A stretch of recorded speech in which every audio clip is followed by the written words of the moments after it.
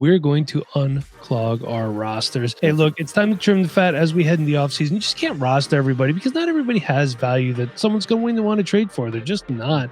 So who are we ready to just cut bait with? Do we think any of these guys can realistically get a return? If so, we'll let you know. And what the lowest thing that we would take for them is, are we willing to keep any of these players? We're going to let you know that as well. So let's get into it. All players that we're talking about today in this episode are at or above a 50% rostership on Sleeper, whereas we play most of our Dynasty and redraft. All right, so let's get into it. Nate, we're going to start with you. You love going first, and you love talking about caca wide receivers. So are we keeping, trading, cutting Kenny Golladay? He is 51% roster. Yeah, we are going to cut Kenny Golladay. Just let go, move on. He's going to be 30 next season. He can't even get on the field. And we have seen how many injuries the Giants have gone through at wide receiver, and they traded away Kadarius Toney, and still Kenny Golladay can't get on the field over guys they're bringing off in street clothes. So Kenny Golladay, got to move on.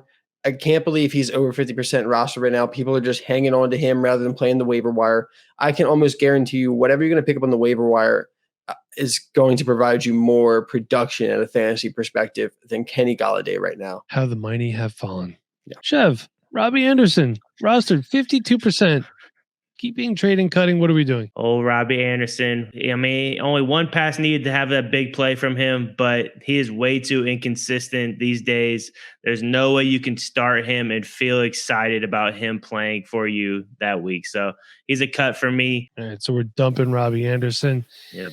It's a shame. Pork, Joshua Kelly, 52% rostered. What are you doing with him? I think I'm actually going to keep Joshua Kelly. He holds a little bit of value. If Austin Eckler does go down, Isaiah Spiller got drafted. I thought he was going to be ahead of him. Week 1 comes out. Joshua Kelly's getting carries behind Austin Eckler. So he's definitely a keep for me. The value is there. You're not going to get much trade value for him because he doesn't get a lot of carries. So I'll just keep him. And then if Austin Eckler does get hurt, I can trade him, especially now if he had Austin Eckler had an injury this past week. If it was serious, trade Joshua Kelly for somebody who's be a contender. You can get a second or an early third for him. Nick Westbrook-Ikhine, what am I going to do with him? I'm going to cut him. Probably not right this second. I'm going to try to manipulate some other trades and use him as a throw-in piece. I would also trade him for $3 fab right now. Here's why. So everyone's like, oh, he's the third wide receiver in the Tennessee Titans. I don't want the third wide receiver in the Tennessee Titans. I don't want that. It looks even worse when Malik Willis is in the game. Tell me I'm wrong. Somebody. What everyone is chasing is week 10 against Denver when he went 5 for 119 and 2. His best performance other than that was 2 for 72 in week 5, 4 for 58 in week 12. Not great. Yeah, not great, Bob. I will say, though, it is great because he has good snap percentage. So, I mean, there could be a day where he pops off, and then your time to trade is get him off the team as fast as possible. The problem I have with a guy like this is he's going to go off on your bench, and the second you put him into a starting lineup, he is just going to take a massive dump on your roster. He's a points chaser guy, in my opinion. Yep. You're always going to be chasing that one big game from him, and you're just never going to get it. So I'd rather be wrong on him and miss out and get a guy that's a little bit more consistent. I would take Adam Thielen over this guy right now. He's at least going to consistently give me something that I can bank on. Josh Reynolds. I selected specifically for this one. 59% rostered. Had to start him in Scott Fishbowl. Pork, what are you doing with Josh Reynolds? As the resident Josh Reynolds hater of the crew, I will probably have to cut him for the same reasons as you was talking about Nick Westbrook-Ikhine. There's no way to know when he's going to go off and have a really good week. It could be based off of an injury to one of the receivers, but they have a good set of receivers now to a point where if one gets hurt, the other one will just step up at this point. Now that Jameson Williams is back. So he's a cut for me. Not saying that he's not a productive receiver, because when he gets the opportunity, he has that, he has that ability to ball out. But at this point, I don't want to keep guessing from week to week. I will say this, though. He has 427 receiving yards. Nick Westbrook-Ikhine has 370, and 119 of them were in one game. So at least Josh Reynolds a little bit more consistent than Westbrook-Ikhine. Nate, Laviska Shenault. Wow. What a name. What a name. What are we doing? Oh, I am Buying. keeping Laviska Shenault. You know I'm going to hold on to him until he just finds his way out of the NFL and into the Hall of Fame one day. So Laviska, you know, I don't know if it's with the Panthers. I don't know if it's with somebody else, but he's had a couple games recently with the Panthers where he's had 3-4 receptions. He hasn't done anything crazy, but he's out there. Playerprofiler.com is comparing him to A.J. Brown. I have no idea why, but hey, I still believe in the potential. I'm giving my guy till the end of his rookie contract, so that means he gets next year to prove it to me. All right. Chev, Benjamin, he has been claimed by the Saints. Yeah, I think he played like one snap last week. So there you go. Yeah, he's definitely a cut for me. I mean, the guy had a role, it seemed like, with the Cardinals. Something happened where he got cut. He's bounced around from team to team. That is not good news for him, especially with the Texans. I mean, you couldn't beat out Rex Burkhead. There's a couple other guys there. It's like you had the opportunity there, especially with Pierce getting hurt, and now you're just bouncing around to the Saints. I'm not willing to hang on to him anymore. If I'm wrong, I'm wrong. If he gets a role, he's 23, so there's a good chance he could wind up as a backup somewhere else. But I just think he's a backup at this point in the NFL, it seems like. He couldn't beat out Dare Ogunbowale, Rex Burkhead, and Royce Freeman. Hey, those are some talented names, man, so I understand. All right, so let's move on, and I'm going to talk about Demarcus Robinson. I'm just going to go ahead. I'm going to cut Demarcus Robinson. I don't want anything to do with him. He's rostered in 67% of leagues. He's the number one wide receiver in the Ravens right now. I was about to say, he's the guy there right now. He's the only guy left. They just put Duvernay on IR. I know. Yeah. And you want Sammy Watkins? You want Sammy? If Lamar Jackson was playing, it would be a consideration. He might play this week. I think Lamar Jackson, Harbaugh was kind of non-committal about that. I'm okay with missing out on the Ravens' number one wide receiving target right now. Nate, as you know, the Ravens season is not going as planned. Just kind of want no part of it right now. And I don't want Nate to talk about Ravens too much because Zach's going to break his door down and scream at him for liking the Ravens. Pork, Russell Gage, 68% rostered. What are you doing? I want to keep Russell Gage. I know he started off the season kind of slow, but the last two games he had 3 touchdowns. Last game he had 12 targets. I'm not too sure if Tom Brady is coming back. I've heard rumors that he might retire, and I heard rumors that he might come back. So in the case that he does come back next year, Russell Gage, I believe, is still under contract, and he's going to get intricate, nice targets in the slot.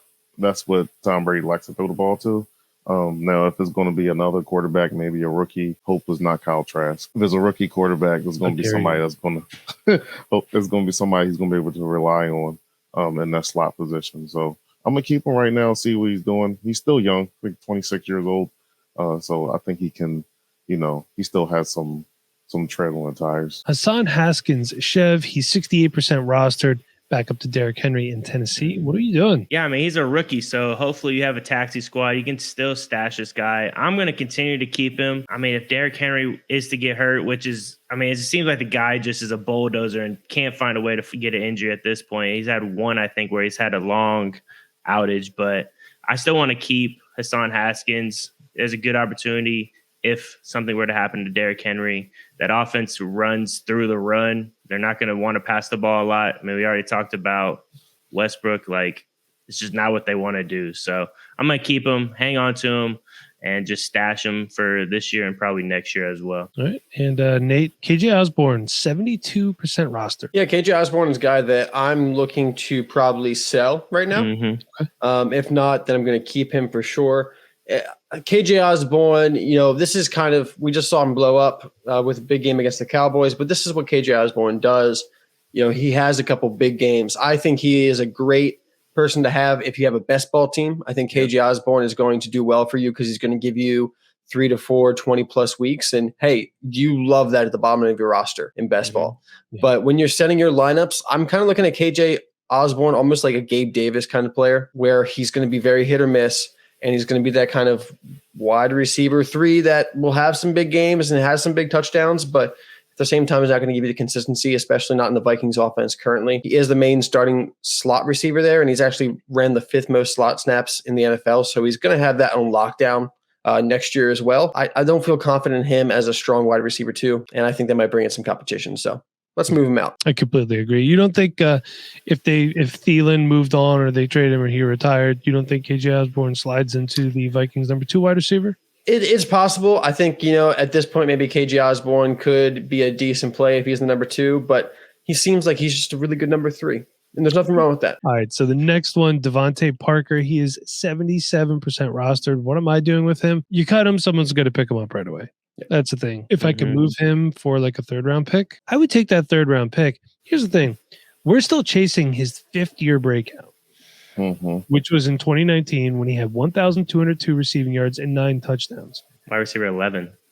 Exactly. And his best season since then was the year after, 793 and 4 touchdowns. Then 515 rep, 460 right now with the New England Patriots. And Sean, earmuffs, he had one big game in week 3, 5 for 156 and 0. How many people actually put Devonte Parker in their lineup in week 3, when in week 1, he was 1 catch for 9 yards? In week 2, 0 for 0 on 2 targets. Nobody had him in their lineup. No. You can't trust Devonte Parker. I'm going to try to move him. If it's a 3rd round pick, if I could get it. If it's multiple 4ths, if it's a pick 2 years down the road, if it's a 2025 pick, I'm going to take it. Yep. I'm going to take what I can get. Take what you can get, Parker, because I do not trust him at all. This will rinse and repeat, man. You should always just try to get rid of all your older players that are just aging out, that aren't doing anything. If you even get a 5th round pick in 2025, honestly, like, who cares? You can use that to move up. You can use that for a throw in at some point. Like, it's better to not drop them and just try to find something. Even Fab, like Mike loves Fab. If Mike gets $5 Fab, like, it's a win-win, better than dropping them. Everyone makes fun of me, right? But we're at the time of year where I can play keep away. If Nate and I are in the same league and all of Nate's quarterbacks get hurt and Baker Mayfield's on the waiver and he has $50 in Fab, I'm going to put $51 in Fab on Baker Mayfield with a smile on my face, and then I'm going to trade him to Nate for a 3rd round pick or a 2nd or even more. That's the thing. These are the things that you have to do. Now, Devonte Parker, let's say Zach Pascal moved on from the Eagles and like they traded Quez Watkins or something, and the Eagles brought in Devonte Parker. As an Eagles fan, he's on my NFL team. I'm thrilled about that. I don't want him on any of my fantasy rosters because I don't trust him. No. Do I think he can catch a really pivotal 3rd down and move the chains? Yes. Yeah. That's great. But aside from that, I don't care. Phil, Melvin Gordon, 79% rostered somehow. I guess that's just the nature of running backs in the NFL, right? Yeah. Running backs are going to be a high rostered commodity. But what are you doing with Melvin Gordon? Melvin Gordon couldn't get on the field after Javonte Williams' injury. Had issues with the coach. They told him he was going to start the next week and didn't play. He's 29 years old. His knees is cooked. If you can get anything for him, like we were talking about with Devonte Parker, I would try to trade him. If not, we've seen the production is down. He hasn't been doing much. He is a cut candidate for me. I think I'm pretty much done with him. I don't know where he's going to go. He'll be 30 years old next year. He's not going to get paid. He's probably going to be a backup somewhere and not getting snaps. So he's a pure D cut candidate for me. Yeah, I got to agree with you on that one, Pork. I'm over it. I mean, you figure that you lose Javonte Williams, Melvin Gordon, supposed to be a capable backup.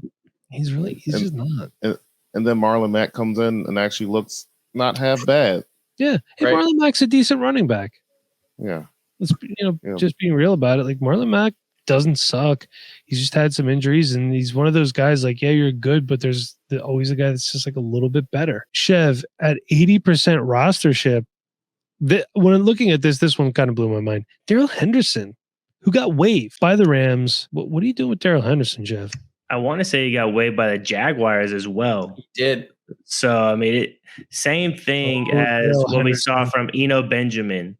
Like, the guy's not even on a team, or he's on a team and he's not getting any snaps. Like, I think it's a cut candidate, man. I think with the rookie running backs that are coming in, the free agency, like, you can't tell me Daryl Henderson is going to sign a contract and be a lead guy for somebody or a team next season. Not at all. He can be maybe a 2nd or 3rd guy that if somebody gets injured, maybe he comes in and does a little bit of work.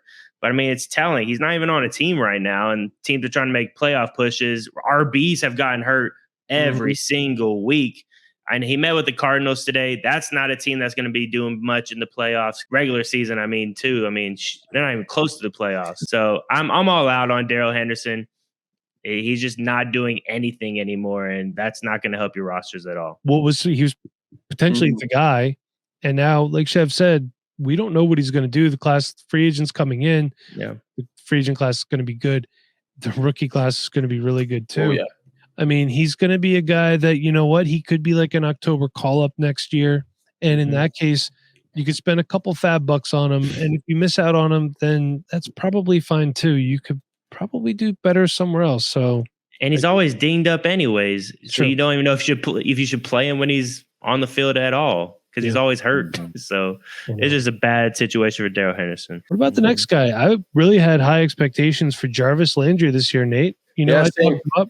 81% rostered. What are you doing? Yeah, I actually have Jarvis Landry in a couple different teams. I thought that he was going to be in a good role with the Saints. Back when we thought Jameis Winston would be slinging the ball around. But Landry struggled with injuries, and when he's gotten on the field, he just hasn't been able to produce. But at this point, he is 30 years old. I still think he has a good 2 years of playing time, maybe 3, to be, kind of in and out of the lineups. I think he offers still enough, not really potential, but I think he still offers a good floor in the right situation. He'll be a free agent after this year. So I'm going to keep Jarvis Landry, see where he ends up in free agency, and then go from there. So I'm up next. Isaiah McKenzie, 85% rostered. I expected more from Isaiah McKenzie. I have a bunch of shares of Isaiah McKenzie. I do think he's going to lose his role at some point to Khalil Shakir. The Bills can save some money. Khalil Shakir was my stash a couple weeks ago. I talked about I think that the Bills can move on from Isaiah McKenzie. I think Khalil Shakir would be an upgrade. That being said, I'm not ready to just cut bait yet. I think he is worth a stash for right now. Yep. And I'll ride it out the rest of the season.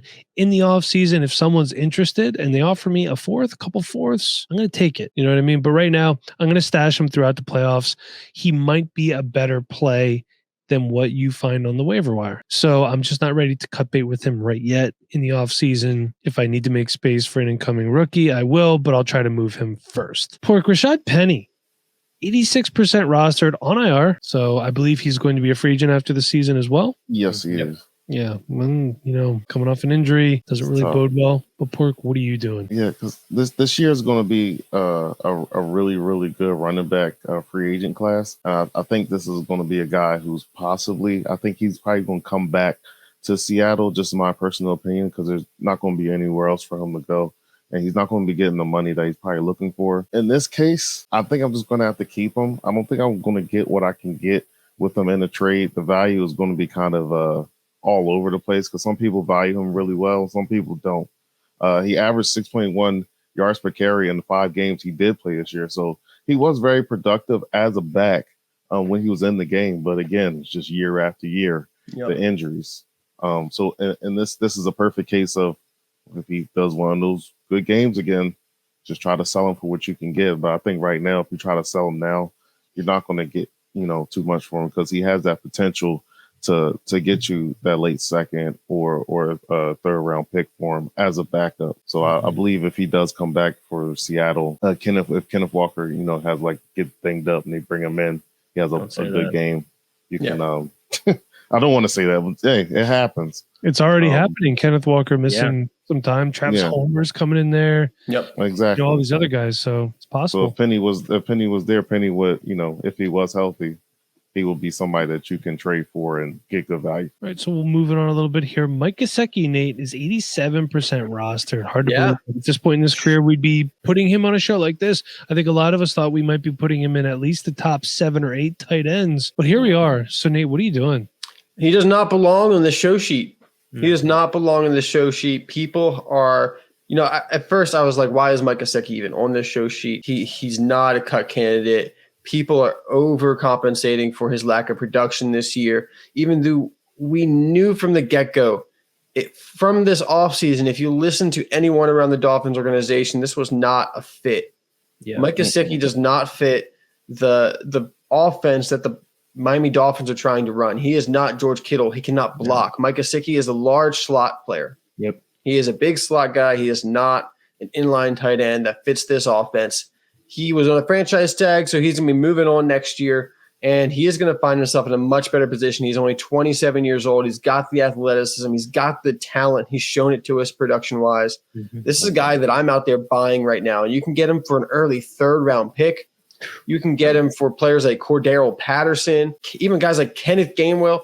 I mean, on Keep Trade Cut, he's like tight end 22 right now. He's below Gerald Everett. Come on now. Use your brain. Nate, thank you. Chev, your guy, Odell Beckham Jr., 88% rostered. He is 30 years old, coming off an ACL tear and a free agent. And I just want to update everybody. Last week, Jerry Jones said that it was, it sounded pretty inevitable that he was going to join the Cowboys. But now he said, as of this morning, 5 hours ago, December 20th, as of this morning, we don't have anything, and the likelihood is diminishing that he joins the Cowboys. Chev, what are you doing with OBJ? This reminds me of Josh Gordon, where there is speculation that this guy is going to sign and play. He's going to be awesome. Never comes to fruition.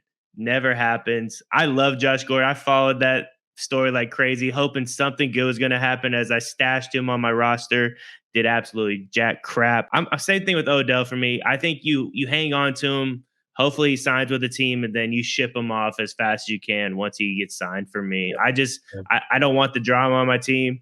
It's just going to cause bad juju with the other players on my roster. Not feeling it, man. I agree. And speaking of bad juju, his teammate Marquez Valdez Scantling, Chef, thank you for the setup. That was great. Holy cow, Mike. 89% rostered. What am I going to do with him? I got to hold on to him for right now. You drop him, he's going to get picked up right away. You want to at least get some value for him. Here's the problem, like Devonte Parker, you're chasing one big week. Week 7, 3 for 111. Aside from that, he had a 3 for 60 and a touchdown. This past week, 3 for 26 and a touchdown. So really, he's one of those guys, again, could be a better start than what you're finding on the waiver wire at this point in the year. But if somebody offers me a third or a couple fourths, maybe even like fourth and a fifth in some fab, I'm going to consider it.